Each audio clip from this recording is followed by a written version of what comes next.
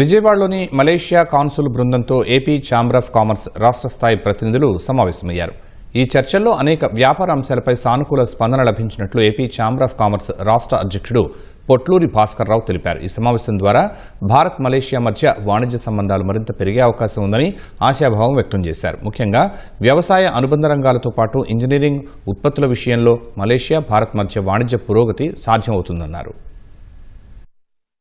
AP chambers various సెక్టార్స్కి సంబంధించిన bilateral trade ఆపర్చునిటీస్కి సంబంధించి ఒక మీటింగ్ జరగడం జరిగింది. ముఖ్యంగా ఏంటంటే మన ఇండియాకిను మలేషియాకి మంచి సంబంధాలు ఉండటం, సో ఈ ట్రేడ్ కూడా పెరుగుతూ వస్తూ ఉంది. ఫుడ్ ప్రాసెసింగ్ కానీ, యాక్వా కానీ, రైస్ కానీ, ఫ్రూట్స్ అండ్ వెజిటబుల్స్ కానీ, అట్లా కొన్ని ఇంజనీరింగ్ కాంపోనెంట్స్ కానీ ఇవన్నీ కూడా మనం మలేషియాకి ఎక్స్పోర్ట్ చేస్తూ ఉన్నాం. సో ప్రతి సెక్టార్కి సంబంధించిన ఆపర్చునిటీలు కనుక్కోవడంతో పాటుగా 1-2 సెక్టార్లను ఐడెంటిఫై చేసి నెక్స్ట్ లెవెల్కి తీసుకెళ్దాం, దాని ఒక రిజల్ట్ ఓరియంటెడ్గా ఈ ట్రేడ్ అనేది పెంచే విధానం అనేది చేద్దామని చెప్పి ప్రముఖంగా నిర్ణయించడం జరిగింది.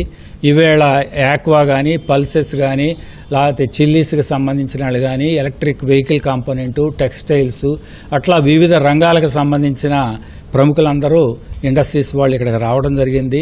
ఈ పామ్ అనేది చాలా చాలా ఇంపార్టెంట్ క్రాప్. మనం ఇవాళ దేశంలోనే ఈ ఆంధ్రప్రదేశ్ నెంబర్ 1 స్థానంలో ఉంది పామ్ కల్టివేషన్లో. మనం ఆంధ్రప్రదేశ్ నుంచి మలేషియాకి, మలేషియా నుంచి ఆంధ్రప్రదేశ్కి బయలేటరల్ ట్రేడ్ పెంచే అవకాశాలు చాలా మిన్నుగా ఉన్నాయి.